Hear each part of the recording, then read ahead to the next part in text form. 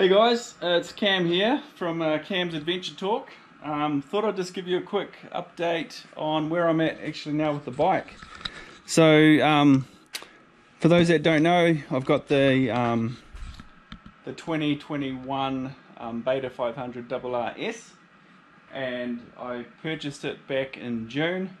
Done about 5 or 6, maybe 6 rides. We've done 534 miles, nearly 24 hours on it, and yeah, so the bike's running really good. Can't fault it really. Some of my first impressions, I was a little bit hesitant on the AdvTorque Voyager, but to be honest, it works amazing. Very easy to follow.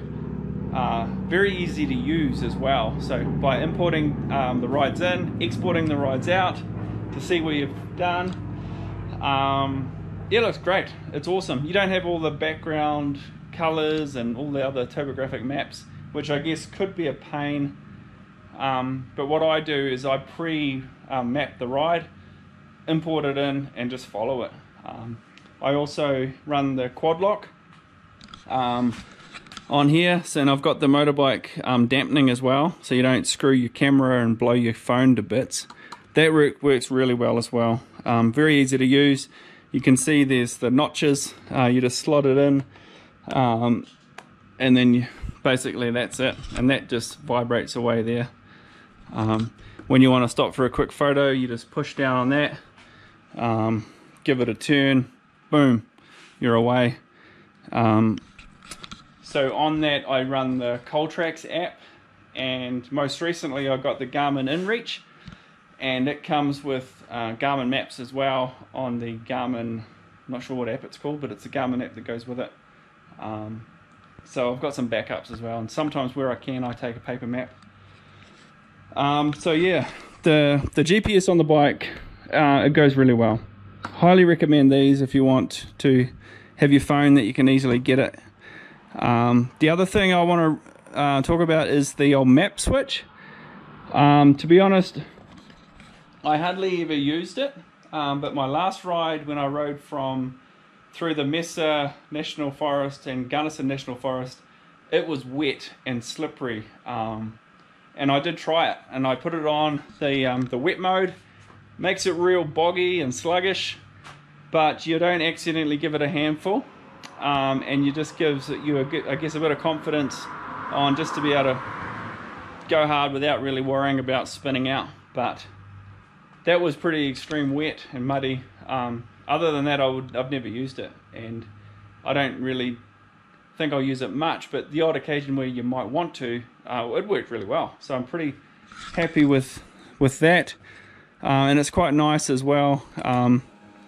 It's easy. The blue is the sun mode, and then the white is the rain mode, so you can easily glance down and look at it.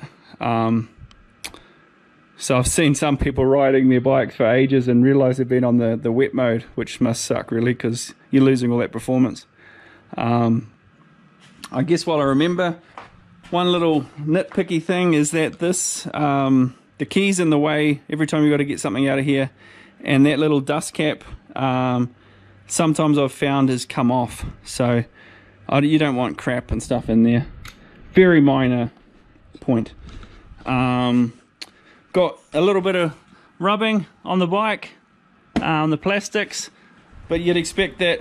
And where I don't really have anything on this side, a little bit of rubbing, but that's what you get when you ride your bike, mate. So who cares? And the plastics are cheap to replace, so all good.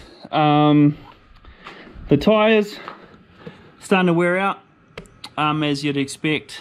I did notice the other day that on the front, there we go, the rocks around Colorado is really eating into it, but we're all good there. What else was I going to talk about?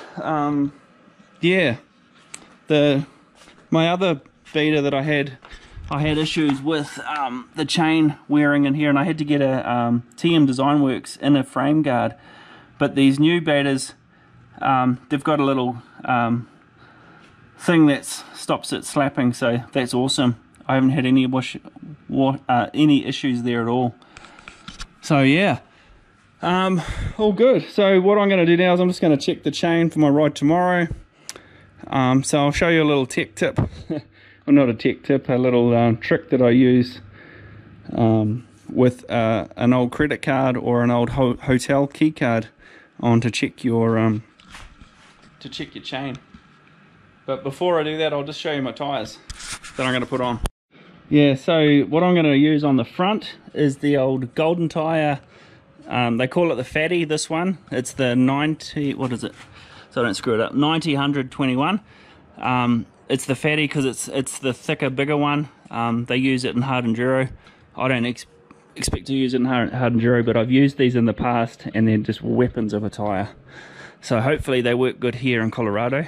On the rear, I'm going to go with the Moto Z Enduro IT. Yeah, see how that goes. Guess what else for the bike? The 2021 betas from the factory come out with emissions that they need to put in for California.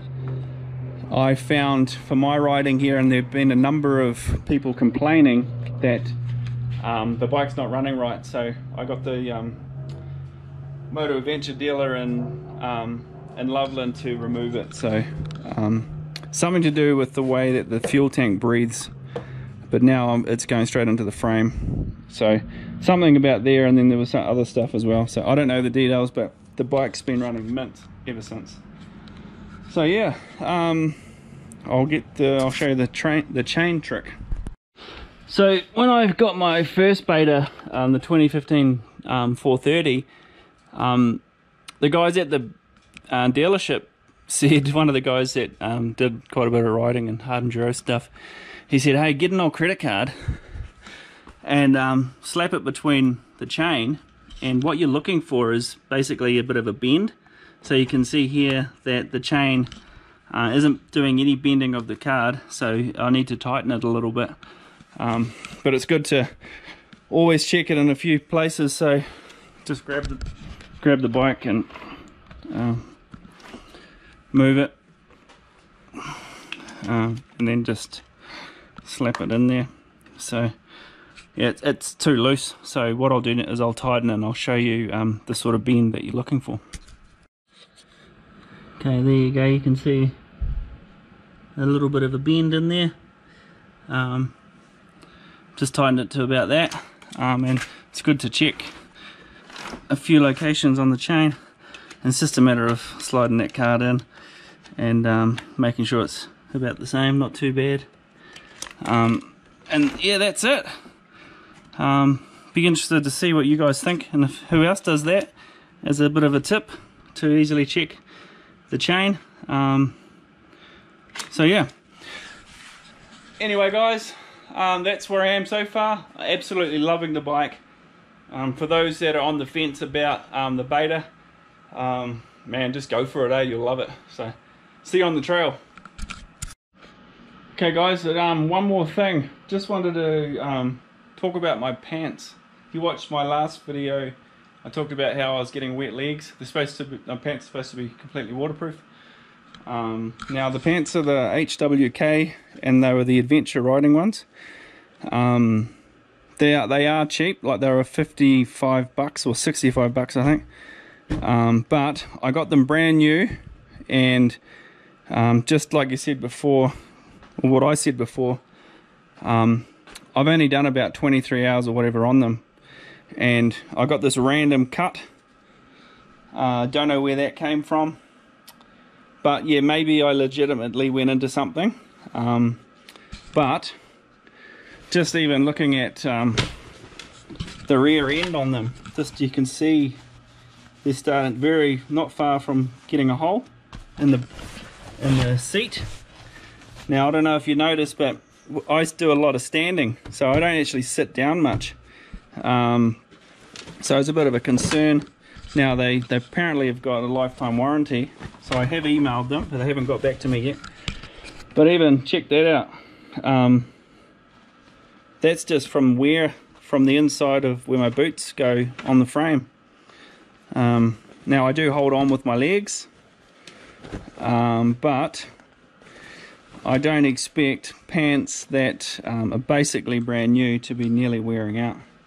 Now the jacket, on the other hand, it's going okay. It is hot. I've only worn it with the liner in once, and that was last weekend. I haven't got wet with that, and the material seems better. So I'm wondering if this is a bad batch with crappy material, because absolutely these pants are shit with regard to their wearability. Now they are cheap, yep they are, but only lasting 5 or 6 rides. I don't know what's going on there, so we'll give them the opportunity of the doubt, and I'll let you know what they respond with. But on the website and stuff that I got it through Amazon, but they say lifetime guarantee and stuff. Just contact them, so I'll let you know. Anyway, take it easy.